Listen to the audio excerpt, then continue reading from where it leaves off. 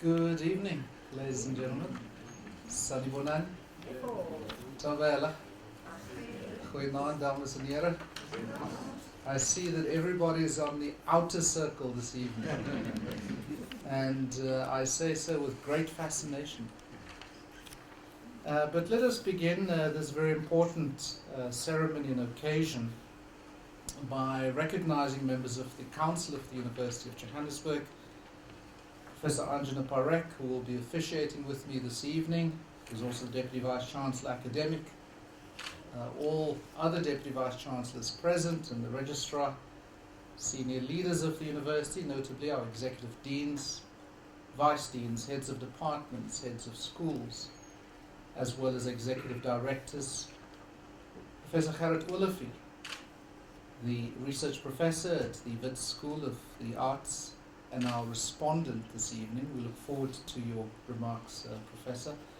Members of Senate, other academics and professional and support staff, alumni, students, distinguished guests, especially the very special guests of Professor Freschi this evening, but also, of course, our colleagues from our peer institutions, of course, notably from the University of Witwatersrand.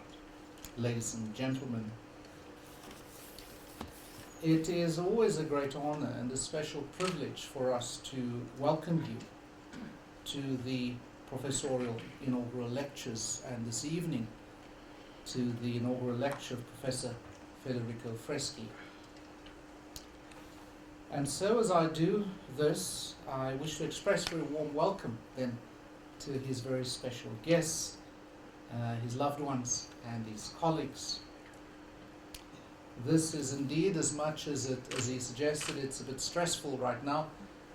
It is indeed a proud and a joyful, yet a landmark moment for all of us. That is also for Professor Freschi, and of course for all of us here at UJ in South Africa and in higher education beyond our borders. And so inaugurations, many a times pompous and decadent, but hopefully mostly dignified, well-meaning, and an English word that I seldom use, unsullied, we are told, date back to ancient Greece as the opportunity for the formal investiture of a person into high office. And it marks the formal assumption of the office or the position of authority. And so today is that day that marks the rites of passage and the entry of Professor Federico Freschi into the distinguished community of university's most senior academics and scholars. It is indeed an office and a position of authority and leadership which we shall not assume lightly, but shall do so with considerable and ongoing thought, reflection, deliberation, and presence of mind. One can only observe some of these important offices, such as that of the Public Protector, in contemporary times, and the fact that that position of authority and leadership should not be assumed lightly. Indeed, shall be done so with, as we say this evening, with considerable and ongoing thought, reflection, deliberation, and presence of mind, emphasis on presence of mind. And so inaugurations typically follow well after the interview has been conducted. And I'm certain that Professor Freschi did some reflection on that interview that we had with him more than a year and a half ago, close to 2 years ago, as a matter of fact. And so we would look with great interest at how this lecture compares with the interview some 2 years ago. And so we shall observe Professor Freschi tonight with more than an ordinary level of interest.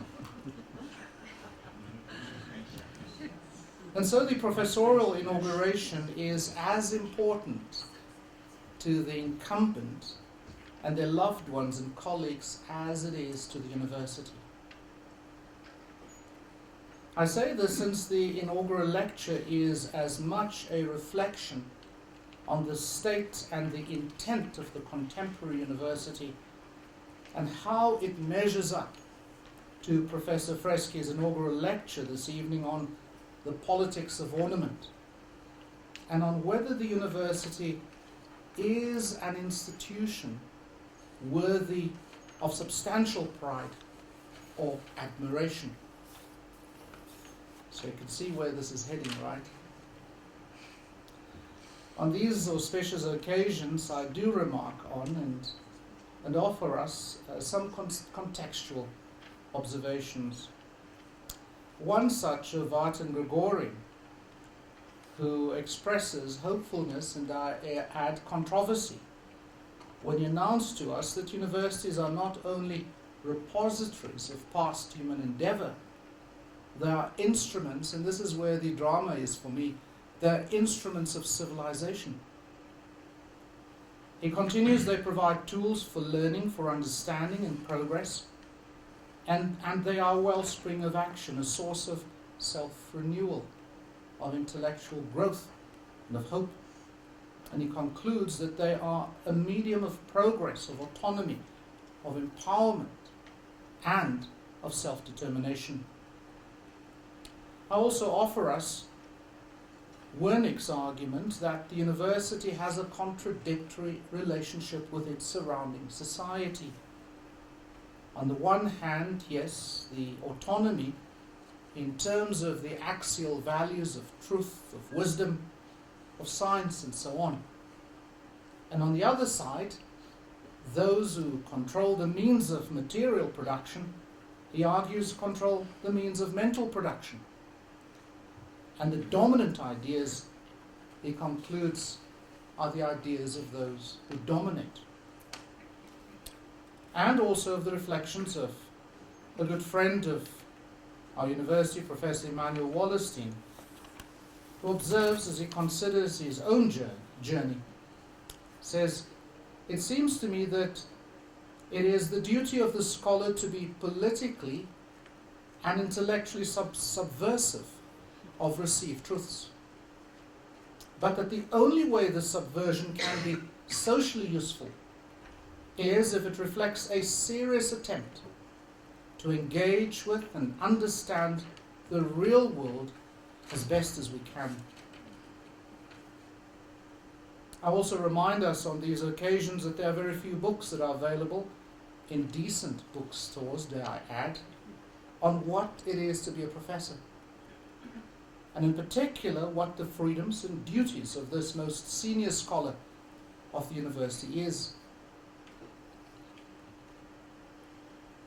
Bruce McFarlane, in his book Intellectual Leadership and Higher Education, Renewing the Role of the Professor, seeks to correct this oversight and argues, in my view convincingly, that given the corporatization of the research agenda, professors must reclaim professorial leadership, and that they thus occupy a very special role.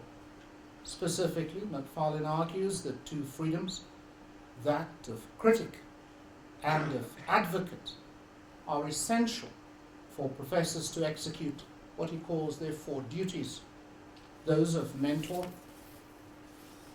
that of guardian of standards, that of enabler of networking and mobilizer of resources for others, and that of being an ambassador for the institution or for the discipline.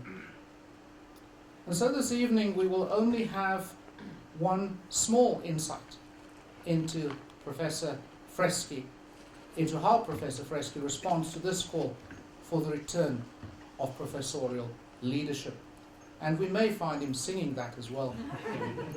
So now let me invite Professor Anjana Parekh to introduce formally to us Professor Freschi.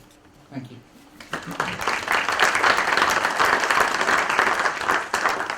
Good evening, ladies and gentlemen. It gives me great pleasure to read the resume of Professor Federico Freschi. I've often referred to him as Professor Freschi and he's been very polite and never corrected me. Professor Freschi was appointed Executive Dean and full professor in the Faculty of Arts, Design and Architecture in January 2013. He has been involved in the arts and academia for most of his professional life. He holds a BA Fine Arts with distinction from the University of the Witwatersrand, a BA Honours in History of Arts from the University of Cape Town, and a PhD from the University of Wits. He began his academic career as a lecturer in History of Design at what was then the Cape Technikon, now known as the Cape Peninsula University of Technology. He subsequently taught at the University of Cape Town and Stellenbosch, and at the University of Wits, where he was until recently an associate professor of history of art. He has taken occasional breaks from academia to work briefly as a researcher and consultant in human resources, which I didn't really know about, and more recently as executive manager and senior curator of the Goodman Gallery, Cape Town. I think you all know the Goodman Gallery. In his PhD thesis entitled, and I quote, "The Politics of Ornament, Modernity, Identity and Nationalism in the Decorative Programs of Selected South African Public and Commercial Buildings, 1930 to 1940, Professor Freschi considered the political iconography of South African public buildings in the 1930s in relation to the political tensions between nationalism and imperialism at the time. As an ongoing research project, the scope of this work has subsequently expanded to encompass post-Second World War as well as post-apartheid public architecture and the extent to which the decorative programs of public buildings are implicated in the construction of imageries of national belongings. A secondary line of research has been into the construction of the canon of modern South African art, and more recently, how the art market is implicated in this. Professor Freschi has published a number of papers and book chapters on these and other subjects, and is frequently invited to speak as a guest lecturer and or panelist in national and international forums, and to present conference papers locally and abroad. He holds a C2 rating from the National Research Foundation. Professor Freschi has active relationships with a number of professional bodies. Amongst others, he is the president of SAVA, which is the National Association of South African Visual Arts Historians, the first and only African vice president on the board of CIHA, the Committee of International History of Arts, a member of the editorial board of De Art, and a member of the International Committee of the College Art Association in the United States. In addition to his academic and huge administrative responsibilities, Professor Freschi is an accomplished baritone who appears regularly on opera and concert stages throughout South Africa. And before I invite Professor Freschi to the stage, I just have a little story to say. Every year in August, the entire executive leadership of the university has one of its strategic planning sessions in August. And every week in August when this is held, it happens to be my birthday. And in the 2 years that Prof Freschi has been with us, I've had the pleasure of him singing to me on my birthday. So with that note, Professor Freschi, we look forward to your inaugural address.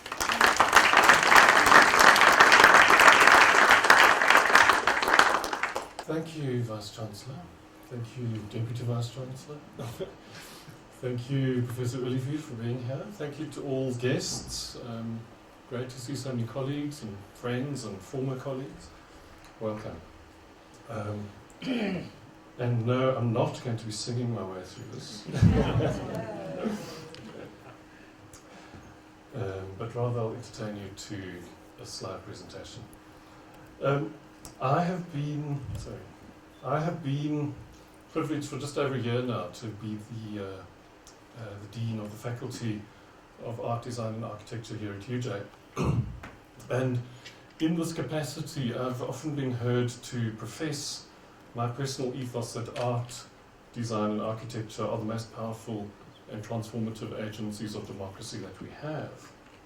While design and architecture literally shape our world, giving substance to our ambitions and for the present and shape to our dreams for the future, art requires of us that we see the world through the eyes of others, and in so doing challenges us to find a common humanity based on respect for fundamentally differing points of view. So as the leader of a faculty that has a proud tradition of graduates who've made and continue to make a significant difference in the highly competitive creative disciplines, I actively espouse the notion that art, design and architecture can change the world for the better. So it is thus something of an irony, and a necessary one perhaps, that the bulk of my research in the course of my academic career to date has focused on the obverse of this utopian and somewhat interpretivist view of arts and society. Rather, I focused on understanding and interrogating what happens when art, design and architecture intersect with politics and become co-opted in the construction of imaginaries of national identity. In particular, I've been concerned, as the Deputy Vice-Chancellor noted in her introduction, with the political iconography of public buildings and the role that landmark architectural projects play in the imaginary of nationhood. So, if, as Lawrence Vail notes, and I quote, we can learn much about a political regime by observing closely what it builds, I would like to suggest that we can gain significant insight into a political regime's ideological agenda by scrutinizing how it decorates what it builds. Enormous and inescapable, the public building as public art has extraordinary potential to embed certain political and cultural values, as much through its social and symbolic functions as by the cultural and social ideals that informs its appearance. So, drawing on work published over the past decade, in this lecture I consider this idea in relation to the architectural responses to some significant moments in South African history, and thus make a case for what I call the politics of ornament. So I begin with what may seem an unlikely starting place for a Dean of Art, Design and Architecture: the Football World Cup. Even for those of us who don't follow the sport, and I must profess that I'm one of them, this year's tournament in Brazil inevitably brought to mind South Africa's hosting of the 2010 event. And apart from anything else, this event of course engendered waves of nationalistic sentiment, the likes of which hadn't been seen since the advent of democracy. So from widely supported football Fridays to the feverish display of national flags to constant reinforcement in the media and accompanied by the drone of a gazillion vuvuzelas, it served to revivify the by then somewhat faded ideals of the Rainbow Nation. And sport's powerful potential to serve as a unifying force has of course been amply demonstrated. And ironically, the upsurge of sportive nationalism in South Africa at the time, of course, had very little to do with the national team's chances of success. Indeed, no one ever truly believed they were going to progress much beyond the initial stages of the tournament, and in fact, that they were in the tournament at all was entirely by default. So instead, the tournament provided a focus both for promoting notions of unity in diversity and for South Africa to present itself on the world stage as a regional powerhouse of global significance. And it certainly succeeded in promoting a positive image of South Africa, not only to hundreds of thousands of visitors who might otherwise not have come to the country, but also, of course, to millions of television viewers worldwide, who regularly saw images of these very efficiently run world-class stadiums being projected in their homes, and thus signifying or functioning as a potent and quietly triumphant contradiction of the Afro-pessimism that had underscored much initial popular resistance to the event being hosted here. So, regardless of which national teams were playing in them, the primary physical locus for this expression of national sentiment were the stadiums. Indeed, in the absence of a winning team, one might well argue that these in effect became South Africa's de facto sporting heroes, embodying not only the theatrical spectacle of the games themselves, but also of certain social and political aspirations. The grandeur of their scale, coupled with the sculptural monumentality of their highly engineered forms, became an optimistic expression of the ostensible modernity and globalized identity of the post-apartheid, post-colonial state. So in these terms, I would suggest that they are arguably the most significant South African public buildings since the advent of democracy, and certainly conceived on a scale that far outstrips the most grandiose architectural gestures of any previous regime, whether imperialist or nationalist. Oh, sorry, I think we're going backwards, that's not going to help. It's also an interesting coincidence of history that the South African World Cup should have taken place in 2010, exactly 100 years after the establishment of the South African nation state. In fact, in the excitement of the moment, this was hardly remarked on at all. The Act of Union and everything that it represented in terms of imperialist hegemony seeming effectively to have been confined to the dustbin of history. From the point of view of South African architectural history, however, there is an interesting parallel between the first architectural grand gesture of South African nationhood, the Union buildings, and the construction of World Cup stadiums.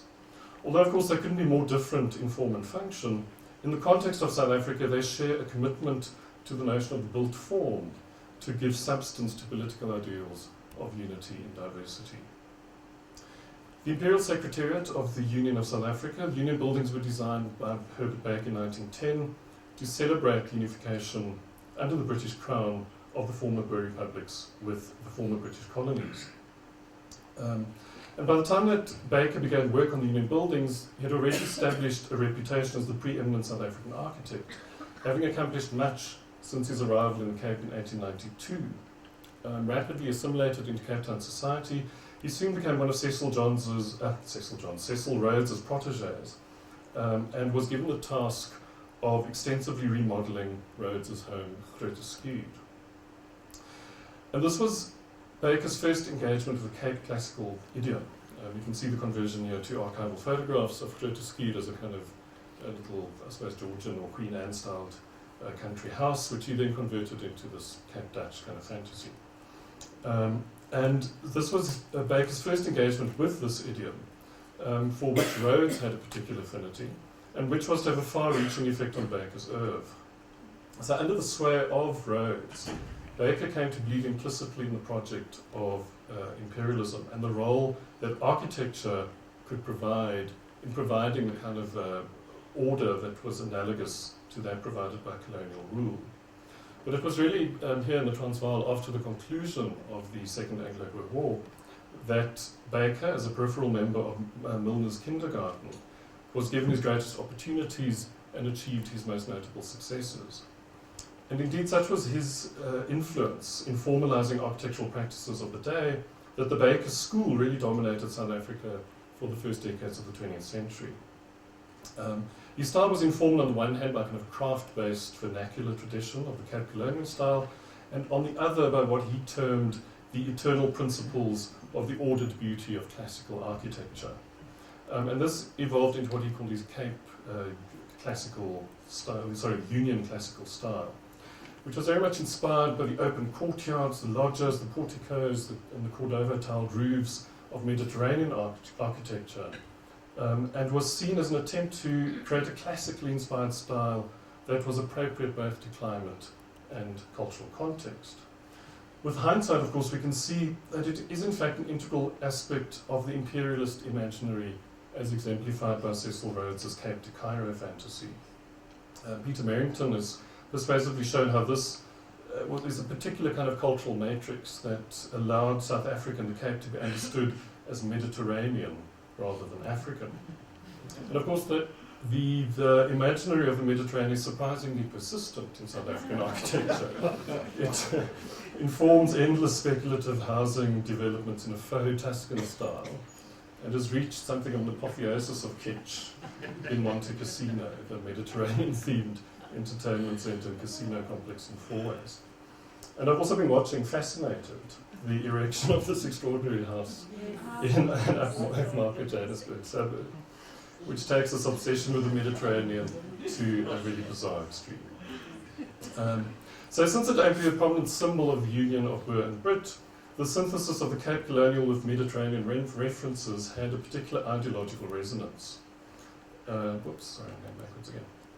Imbuing the union buildings with a politically expedient sense of regionalism that was designed to mollify the Afrikaner component of the union's constituency. And similar principles were applied in his work with Lutyens for the imperial capital city of New Delhi. So as with union buildings, the effect was one of classical monumentality, tempered with just enough regional flavour to naturalise it in the eye of the local subjects. The resultant style, which Edmund Lutyens characterised as an Englishman dressed for the climate, thus affirmed cultural links with the metropole, whilst simultaneously appropriating native traditions in order to validate colonial authority. So in New Delhi, this meant the appropriation or the selective appropriation of certain Mughal forms within the overarching logic of classicism. And then in effect, as Mark Prinzham notes, these Indian references are really pushed to the insignificant margins of the composition. And one might well say the same of the union buildings, where they're in no danger of destabilizing the grand narrative of classicism, but rather participate calmly within it.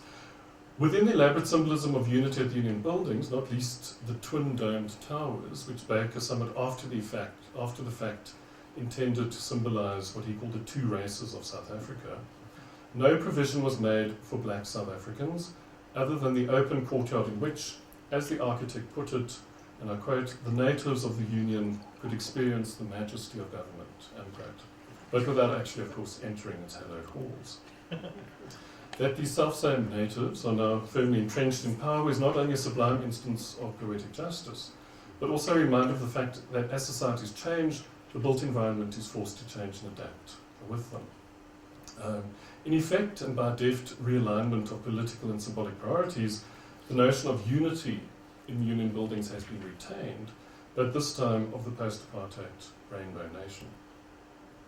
It's really in the 1930s that Baker's particular blend of classicism and regionalism came into its own as the necessary condition of public building. Despite the devastating economic impact of the Great Depression and a prolonged drought, South Africa, as the world's leading producer of gold, ironically experienced something of an economic boom in the 1930s, with a concomitant rise in urbanization and industrialization. It is during this decade that the metropolitan character of South Africa's major cities is established, and the framework for the subsequent emergence of a modern nation-state is put into place. In political terms, three agendas competed for political, economic and cultural dominance. Afrikaner nationalism on the rise through the 1920s was at one extreme, with British imperialism at the other. From 1933 to the end of the decade, the centrist Smuts-Herzog fusion government, which was precipitated by the economic crisis, occupied a highly contested space somewhere between the two. And with fusion was born a whole new idea of what it meant to be a white South African, at once imperialist and nationalist. Public buildings are interesting in this context for two reasons. First, given the rapid urbanization and accompanying building boom, new buildings played an important role in communicating notions of modernity and the progressive values of the state. Second, as instruments of propaganda, landmark buildings, then as now, provided a highly visible arena in which notions of identity could be constructed to suit the ideological agenda of their patrons. Despite the presence of a small but influential group of vanguard architects, the so-called Transvaal group at the University of Wits, South African architecture in the 1930s tended at its most conservative to favour the established conventions of Edwardian classicism, and at its most adventurous to embrace the self-conscious modernism of Art Deco. Public buildings tended to steer a course somewhere between the two. On the one hand, it was increasingly necessary for the government to promote an image of modernity, but on the other, it was also politically expedient to couch this in terms of the legitimating power of historical association. So the resultant tension between modernity and tradition has, I would argue, its political dimension, not least in the extent to which the notion of an architectural tradition in itself is highly contested and clearly divided across Dutch and British colonial antecedents. The common denominator, however, was the recognition of ornament as a necessary condition. This is in keeping with the unspoken recognition of the role of architecture as art that dominated urban planning until the Second World War. And decorative programs are a fundamental aspect of the kind of ceremonial power that was implicit in this. And following the example of the federal arts program in the United States in the 1930s, this decade might be considered something of a golden age of the decorated public building. South African buildings are no exception, and the artworks that were produced for them have a particular significance both in inventing and entrenching prevailing notions of white and, largely by omission, black national identity during this decade. As various writers have shown, the selective appropriation or invention of history is a strategy of every new nationalism.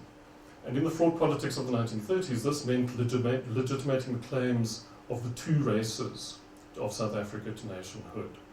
Now, since this question of race, then as now, was a primary drive in South African politics, it is worth noting that the politics of race in the 1930s carried very different associations than they do today. The existence from the middle of the decade of the All-African Convention notwithstanding, black South Africans did not feature in mainstream political life at all. To all intents and purposes, the politically pertinent divide rooted in the fairly recent and bitter memories of the South African War was thus between the English and the Afrikaner sections of society. Now, although fusion was only ratified in 1934, its arguments for unity in diversity were well established from the beginning of the decade, and commissions for public art were very quick to respond to this. I keep going the wrong direction, sorry. A noteworthy case in point is the elaborate decorative program of Herbert Baker's South Africa House, the home of the South African High Commission in London, which opened in 1933. Its prime location in the very heart of the imperial metropole ensured that it enjoyed a highly visible and international platform from which notions of South African identity could be promoted. So in the context of the 1930s, it might well be considered a South African building, even though of course it is in London. It also opened in the same year as the Smuts-Hertzog coalition, which meant that it could enter into this kind of complex debate between the competing aims of imperialism and nationalism, and thus become a symbolic expression of the ostensible desire for unity between the so-called two races.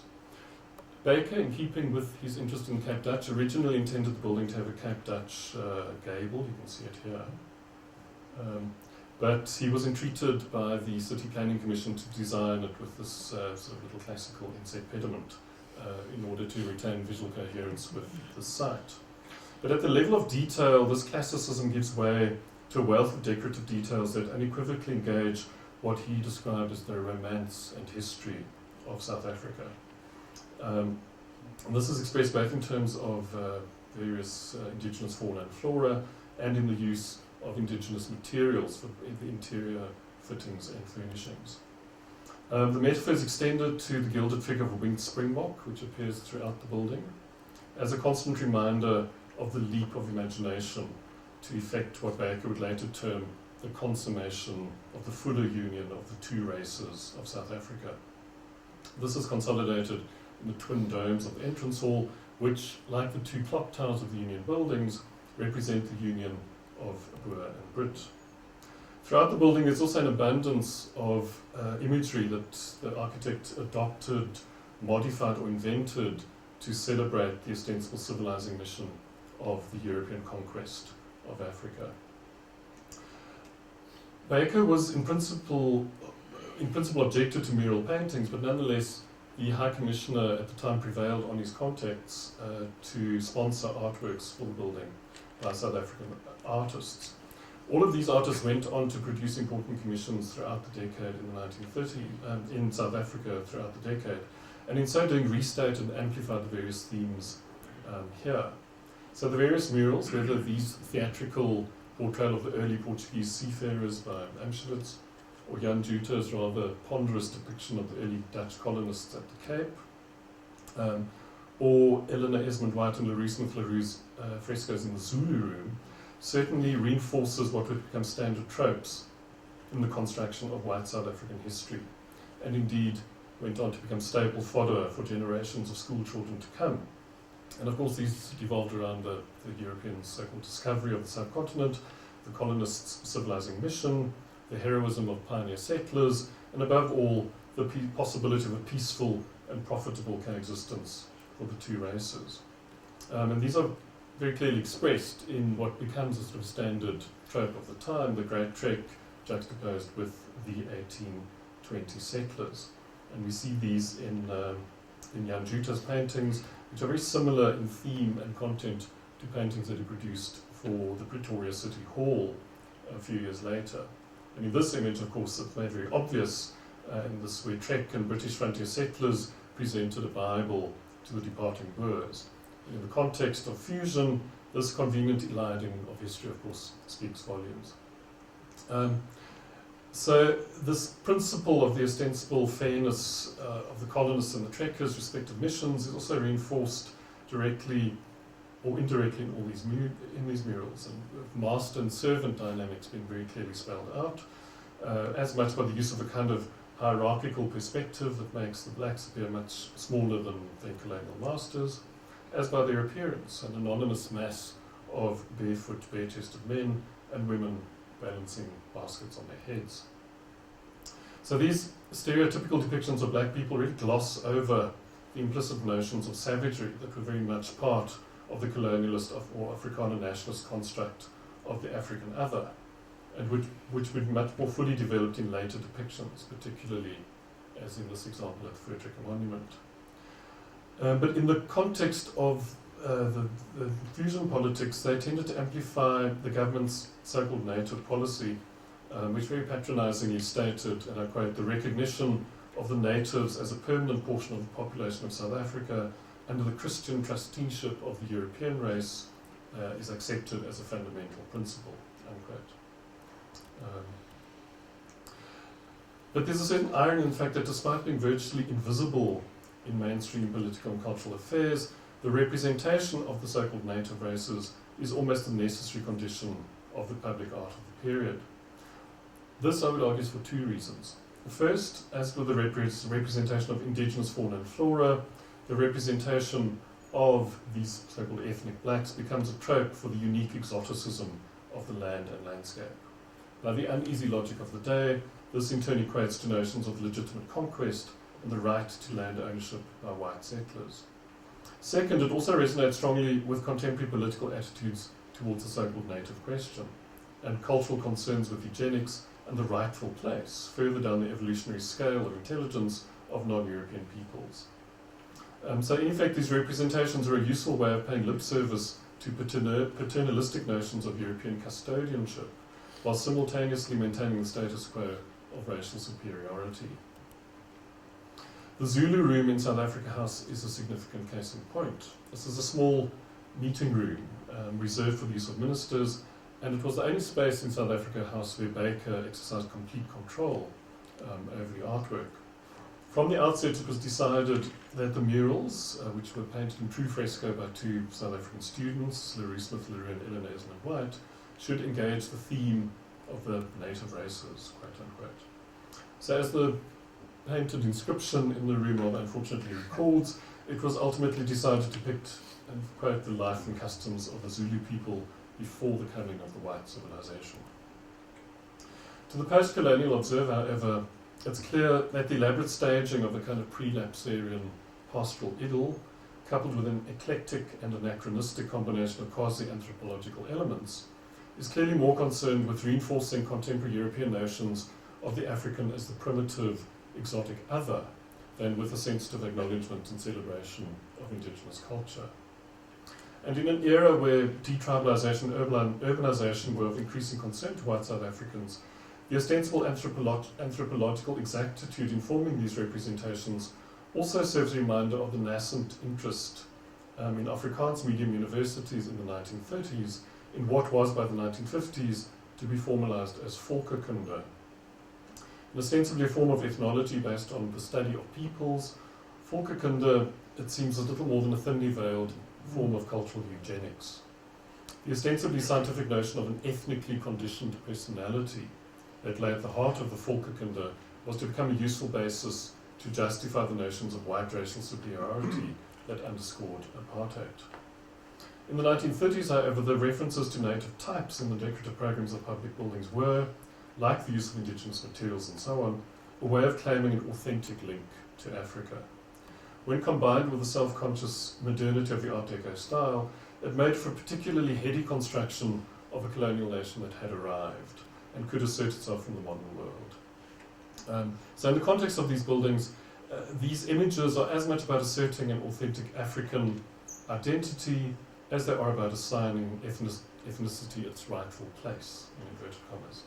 Black Africans are frozen in perpetuity in the stultifying ethnos, to use the word of Volkskunde, of tribalism, while white citizens, by virtue of a superior ethnos, are entitled to aspire to the world of modernity and international commerce. This conflation of the African and the modern is also fundamental to Gerard Moerdijk's aspirations in the 1930s to create what he called a Volksarchitectuur, or a people's architecture. These aspirations would eventually find their fuller expression in the Federico Monument, but are first articulated in the Merensky Library on the University of Pretoria campus. Now, unlike the examples above, Moerdijk was not so much interested in paying lip service to politically expedient notions of Africa, as he was interested in articulating principles of an authentic Afrikaner culture rooted in Africa. This would lead him not only to use regional materials, but also to borrow stylistic elements from Great Zimbabwe. So we see the zigzag stone coursing at the top of the building, which of course is a direct quote from the outer walls of Great Zimbabwe, later repeated at the Frederick Monument, as well as the zigzag, which of course is a very ubiquitous and enduring signifier of Africa. Other direct quotations include the Zimbabwe bird on the entrance architrave. You can see it here, the bird and the crocodile. And above the entrance lintel is a troop of baboons, which comes from an artifact that was found in the ruins, an ashtray. Not an ashtray, listen to me. I've smoked a lot those ancient Zimbabweans. A carved soapstone dish found in the ruins. Bizarre. It's like amazing what nerves do. So willfully ignoring the political correctness of fusion politics, this highly selective reading of an African vernacular participates very calmly within the streamlined modernity of the overall design and makes a claim for the authenticity of the modern Afrikaner's uniquely African origins and their consequent right to its bounty. And in the context of an Afrikaans language institution increasingly known for its nationalist sympathies, this was provocative stuff indeed. Fusion ended with South Africa's entry into Britain's war against Germany in 1940, and South African politics were once again powerfully divided. While Smuts was waging war with a slender parliamentary majority, conservative Afrikaners, of course, declared their disavowal of the fusion government's ideals of national unity and accelerated under Def Malan their campaign for the creation of a white Afrikaner republic. So as the spectre of Afrikaner nationalism loomed ever larger, this relatively benign construct of the joint destiny of the two races increasingly gave way to notions of unity under Afrikaner dominance. So by the time the National Party came to power in 1948, it seemed that the architectural language associated with Afrikaner nationalism had been clearly articulated. Indeed, its quintessential example, the Frederick Monument, was inaugurated in 1949. And following so closely on the heels of the National Party victory, it gave literal expression to the abstractions of politics and nation building, and appeared to set the tone for the future projects of the Afrikaner state. But by the time of the Soweto uprisings in 1976, however, this language had changed considerably. On the back of an ever-strengthening economy, public buildings had proliferated in urban centres, but now invariably designed in a style that embraced the concrete and glass modernity of the post-Second World War international style, with a fervour that bordered on the messianic. And we see this again and again in public buildings, in Dutch Reformed churches, and so on, where the overwhelming message is of a government that had arrived and whose claims to progress and modernity are unassailable. Now, theories of nationalism are instructive here. As various writers, Gellner, Anderson, and others have shown, something of a paradox is discernible in the construction of new nationalisms. While nations are by definition relatively recent constructs, this objective modernity is underscored by a subjective sense of antiquity. Omi Baba refers to this phenomenon as a double time of the nation, in which the nation simultaneously posits ancient origins as well as progressive futurity. The imagined past gives it legitimacy, while a forward-looking modernity enables it to take up its rightful place within a community of modern nations. Lawrence Vale in turn shows how similar impulses may be discerned in architectural terms.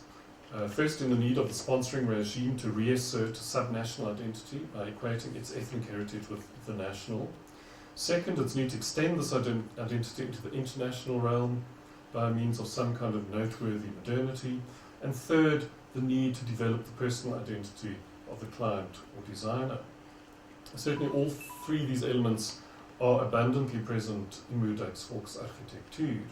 Not only do they conflate the Afrikaner subnational identity with a broader African identity, but do so within a self-consciously modernist style. And these combined forces in turn establish Moerdyk as the quintessential volksarchitect, whose engagement on any subsequent projects would carry the tone of highest authority. But nonetheless, Moerdyk's emphasis on autochthony and heroic history is fundamentally backward-looking. It's nationalist-led rhetoric relying heavily on notions of subjective antiquity. Within a decade, the Afrikaner nationalist government, now firmly in power, the emphasis could shift to a celebration of the Afrikaner nation's objective modernity. Of course, examples abound of state-sponsored public buildings, which reject these kind of rhetorical tropes of volksarchitectuur in favour of self-conscious modernity, as we can see in these examples. Two aspects of the historical record are pertinent to understanding this. First, the establishment of a School of Architecture at the University of Pretoria in 1943, whose first graduates had qualified by 1948.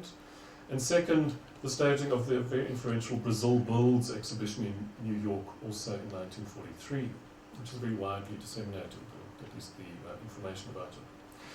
Brazil Builds provided a compelling reference point for expressing newly independent statehood in the mode of Brasilia and Chandigarh. And indeed, so immediate and pervasive was the Brazilian influence in South African architecture in the early 1950s that Sir Nicholas Pevsner, the doyen of British architecture, after touring the country in 1953, would famously refer to what he called, quote, the unknown existence of a little Brazil in the Commonwealth, unquote. The first of these Brazil-inspired buildings, the Meat Board in Pretoria, is a case in point. Designed by the German-born architect Helmut Strauch, this building is a faithful transcription, if on a greatly reduced scale, of Niemeyer and Le Corbusier's Ministry of Education and Health in Rio. And this building, I would argue, in effect issued a kind of clarion call to young architects and nationalist ideologues alike to imagine a new kind of volksarchitectuur for the capital, one whose confident embrace of a progressive future would allow the ever-strengthening Afrikaner nation to assert itself on an international stage. The Pretoria School of Architecture is very quick to respond to this.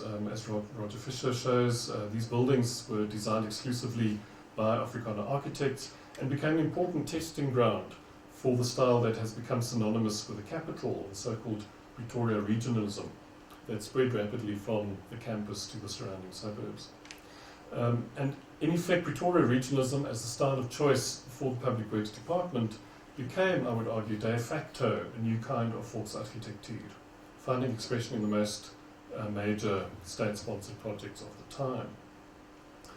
The most significant building in this regard is probably the Transvaal Provincial Administration Building, which, comprising an entire city block, was the largest official public commission of the decade. Completed in the year after the establishment of the Republic, it certainly set a new standard in civic architecture and would be widely emulated in South Africa's rapidly expanding cities and towns. It certainly dominated the city centre.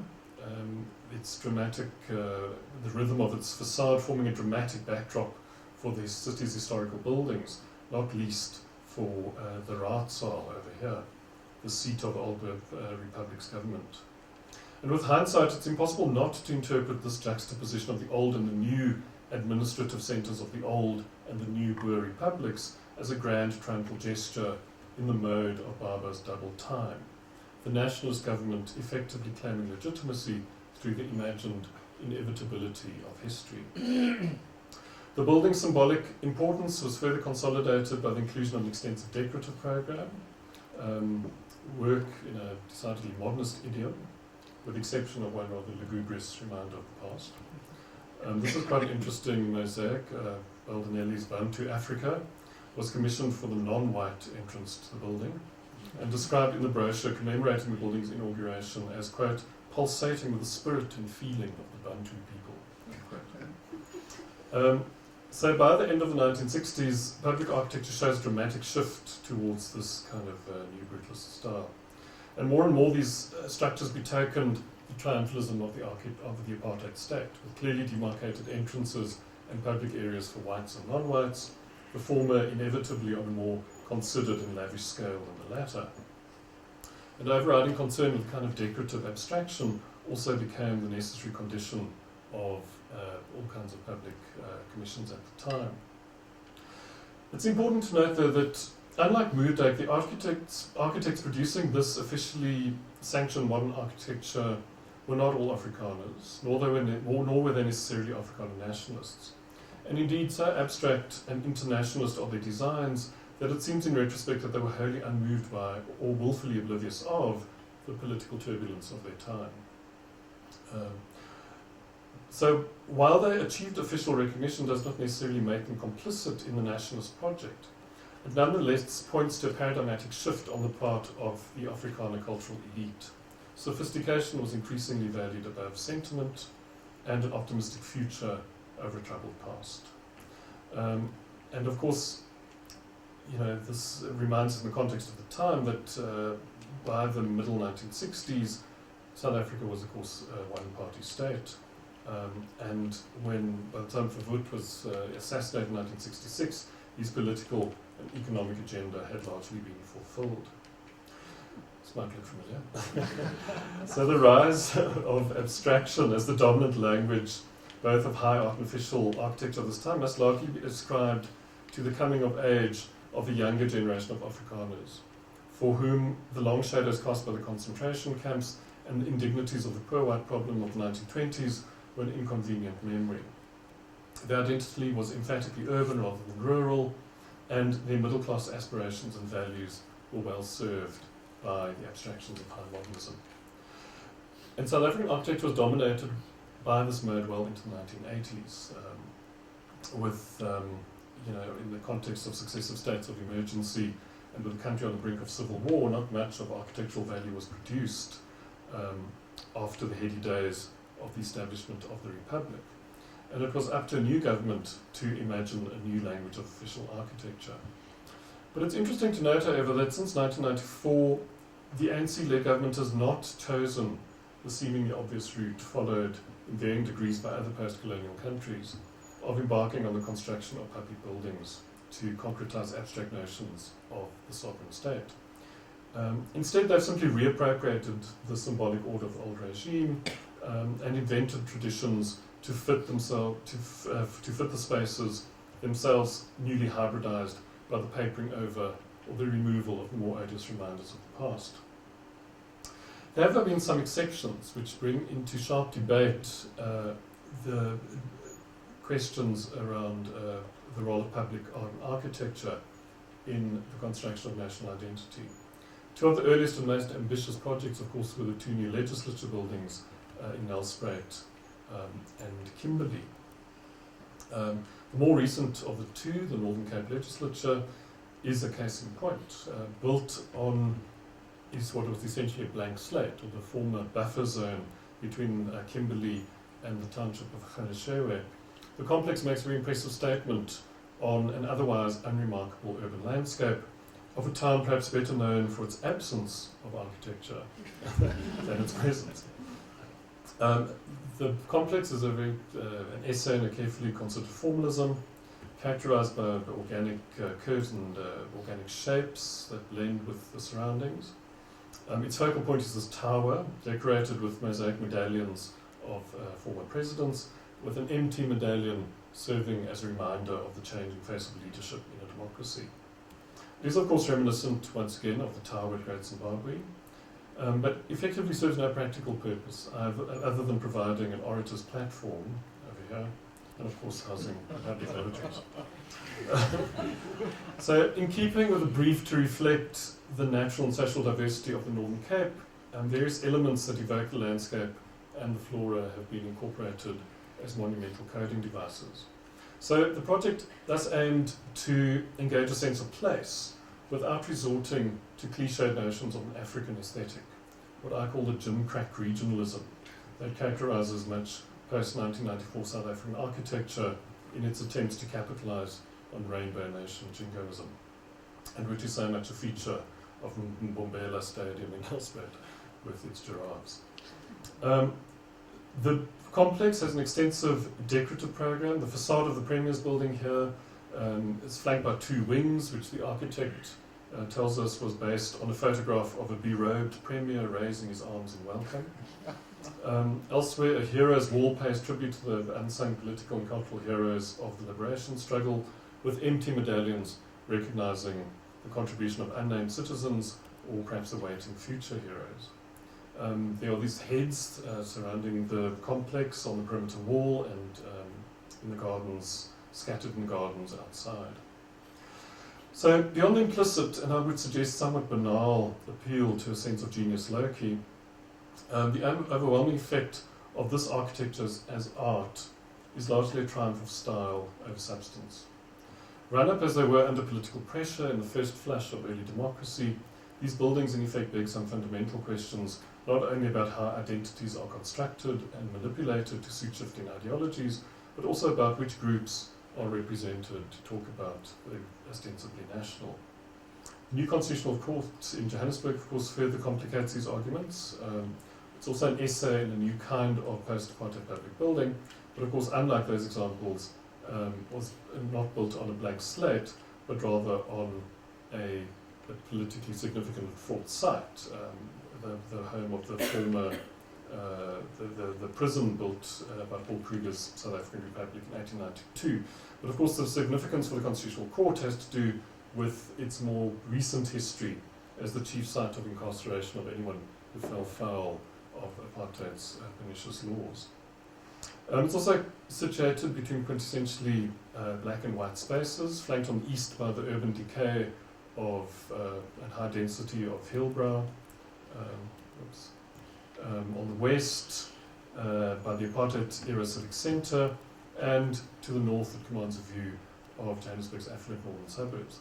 So thus mediates these binaries of affluence and poverty by creating a focal point for an imagined community that embraces these differences as a necessary condition of its unified diversity.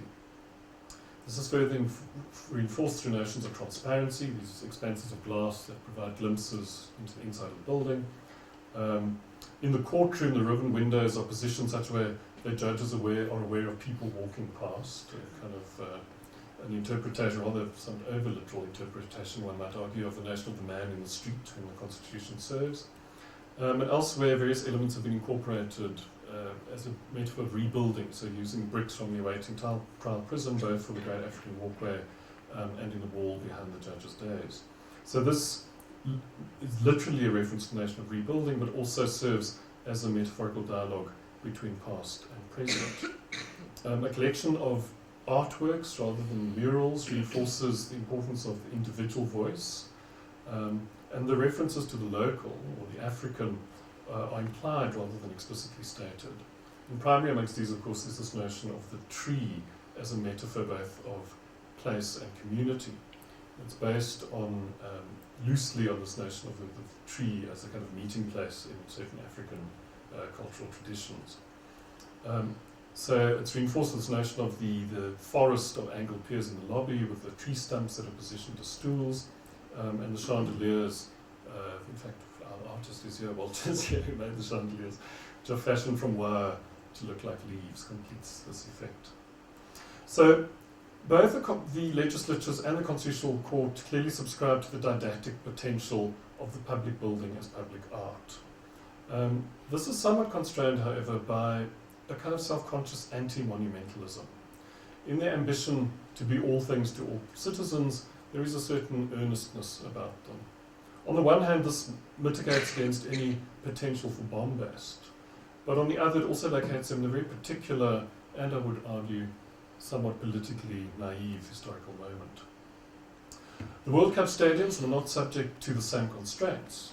This was fantasy architecture on a grand scale, an opportunity to assert global modernity and market this imagined South African brand. And of course, this accounts partly for the balance between global and national expression in the stadiums. This is partly due to FIFA's draconian requirements, which effectively means that all stadiums, regardless of where they are in the world, resemble each other. So united in an international confraternity of high-tech steel and glass, these cathedrals of sport, as they've been called, are as much an expression of the ideology of global consumerism underpinning FIFA's business model as of the global aspirations of the nations that paid and continue to pay for them. Indeed, if mega sports stadiums are, as Robert Trumper suggests, the new cathedrals, then neoliberal capitalism is clearly the new Catholicism. In this context, it's a moot point as to whether the stadiums are an authentic expression to the need to create a global South African identity, or egregious examples of decadent formalism pandering to global capitalism. Nonetheless, they compellingly demonstrate the persistence of the role of architecture in articulating the nation code, while at the same time posing a deeper set of questions about the role of art and architecture in the construction of the national imaginary.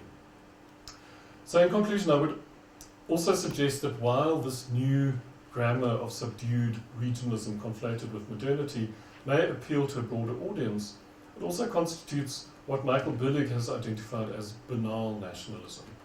That is a nationalism that is neither obvious nor oppressive, and therefore more likely to lodge unnoticed in the popular imagination. On the surface of this, there's nothing wrong in this, particularly in view of South Africa's complex balancing of ethnic with social identities, widespread poverty with free market capitalism, Africanism with globalism. Nonetheless, it is the very insidiousness of this banality that we should be mindful of. As Michael Billig reminds us, national identities are always rooted within powerful social structures which, and I quote, inevitably reproduce hegemonic relations of inequality, unquote. Given the accessible and odious examples both of imperialism, Afrikaner nationalism, and the troubling record of democratic governance in Africa, I think that one may well conclude with Billig that, quote, if the future remains uncertain, we know the past history of nationalism, and that should be sufficient to encourage a habit of watchful suspicion, unquote. In the final analysis, the lessons of history are clear.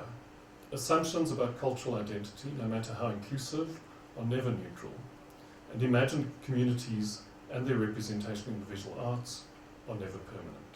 Thank you.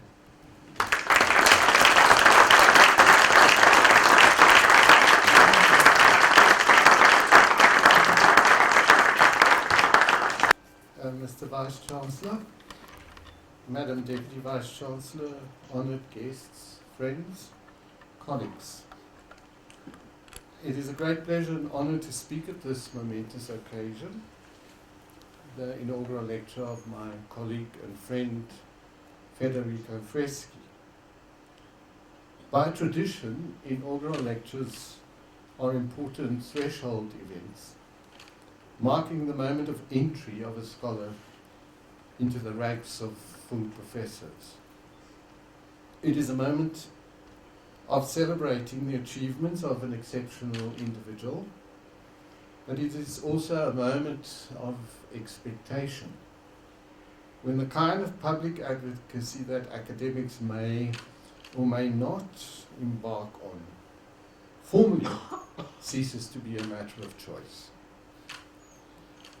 The title professor is derived from the Latin, means to profess, to declare. To inaugurate, similarly derived from the Latin, means to set in motion. What has been set in motion tonight is a public commitment, and it pleases me to be able to say that Professor Freschi is acutely aware of this and has amply demonstrated his ability to meet that commitment. In support of this, I can give a single quote from the very first paragraph of his lecture. Quote, "I actively espouse the notion that art, design, and architecture can change the world for the better." That is indeed a challenging statement. It is a mouthful, and it is impressive. Federico Freschi has also spoken tonight in a different capacity as Executive Dean of the Faculty of Art, Design and Architecture at the University of Johannesburg. In that capacity, he is expected to be bureaucratically efficient and manage a complex system with understanding, to be tough, to have tact, and to have respect for human frailty. Having been a colleague of his for a number of years, I have very little doubt that this faculty and this university have seen such qualities in him in abundance already. What he has shown tonight, if any proof was needed, is that he also is a scholar of exceptional competence and integrity, and an intellectual leader, theoretically sophisticated, and eloquent, as well as elegant in articulating insights of value to a broader audience. While deans may get by without possessing intellectual gravitas, it is their alertness to ideas, their passion for scholarship, their creative thinking and their critical abilities that ultimately will make their tenure worthwhile, both to themselves and the people working under them. Professor Freschi, by his own admission, has not explicitly focused on how the utopian vision that art, design and architecture can change the world for the better could be put into practice. Instead, through an analysis of South African architectural highlights, if I recall them that, over a century he has shown how deeply, and sometimes in less than obvious ways, public visual culture can be aligned dangerously at times with politics. Perhaps the most impressive of his arguments that it is not necessarily the grand gesture of the building itself, but the smaller, more ornamental elements of adornment that allow us to read in them ideas of nationhood or identity. Ornamentation, we learn from this, may seem accidental, but it is never innocent or marginal. Ornament is where contradiction is revealed or resolved in ways that may themselves be very contradictory. Ornament is the space where, apart from the architect, others get involved to participate in the establishment of a visual presence. And so, as this lecture so amply demonstrated, in Ornament we see a narrative of the past that is of the utmost importance in providing insight into the world of ideas.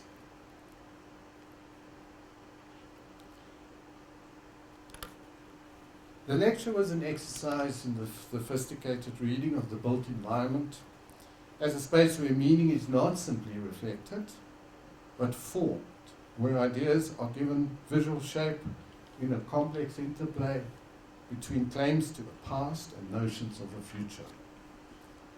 Indeed, as Professor Freschi reminds us, it is the seeming banality of public buildings that could make their visual messages more insidious.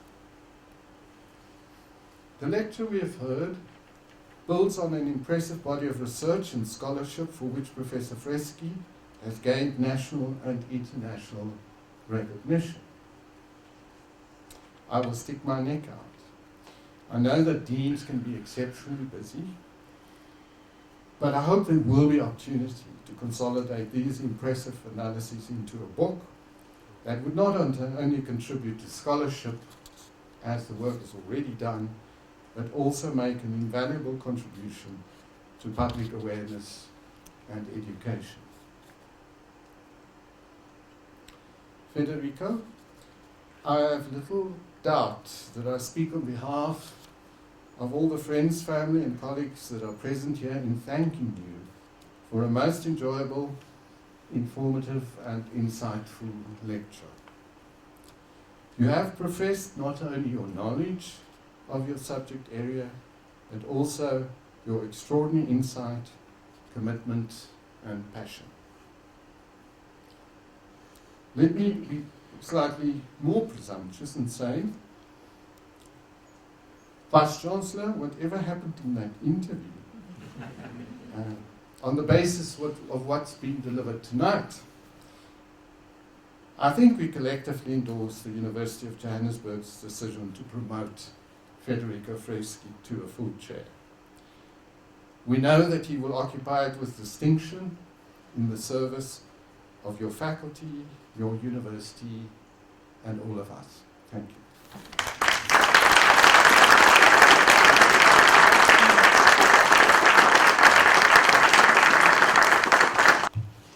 Ladies and gentlemen, I now have the distinguished pleasure to call upon Professor Freschi, as well as the Vice-Chancellor and Professor Olafir, to formally gown Professor Freschi as Professor Distinguished at the University of Johannesburg.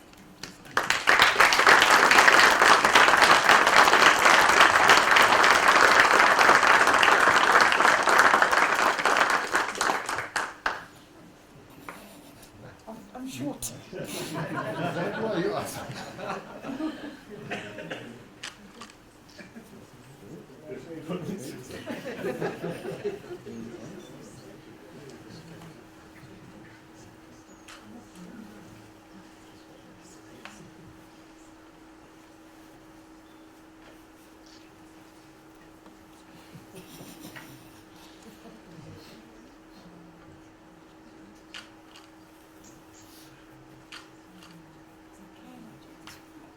Check his back.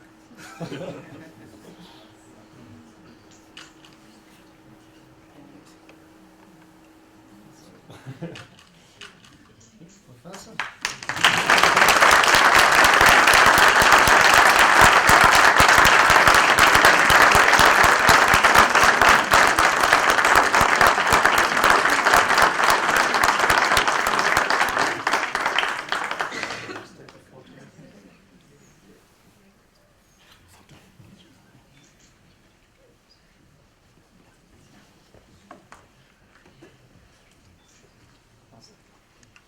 Does that work?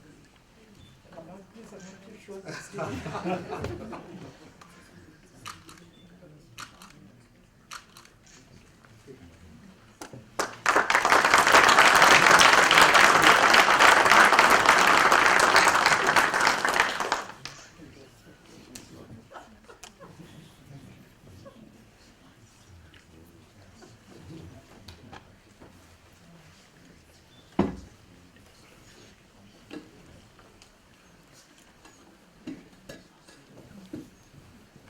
So, there we have it. There was no song and dance. But first let me express sincere appreciation, Professor Olafir, for responding this evening in an amazing manner, in an inimitable manner, to an outstanding lecture that we all thoroughly enjoyed. I looked around the room from time to time just to check if we engaged, and it was quite evident. So much appreciation to you, Professor Olafir, for taking time out to come and support an old colleague, present colleague of yours. So thank you very much again. Thank you.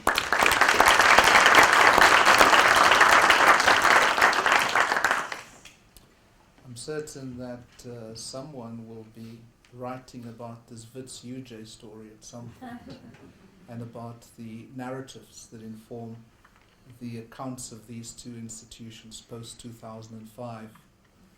So I will not say much more. I think all that should have been said has been said, and I simply want to again on our behalf extend therefore a warm hand of welcome to Professor Freschi into the ranks of the most senior scholars, academic scholars, not only of this university but globally, because he carries the title of chair and full professor not only at the University of Johannesburg but across our nation, across our continent and internationally. So a warm welcome to you, and our very best wishes goes with you in the years and decades that lie ahead. Again, congratulations and well done. Thank you very much.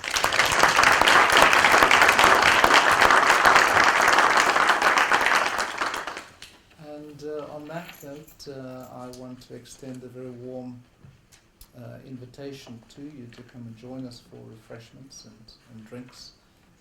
He doesn't have to sing and dance for that, but he may surprise us with a song.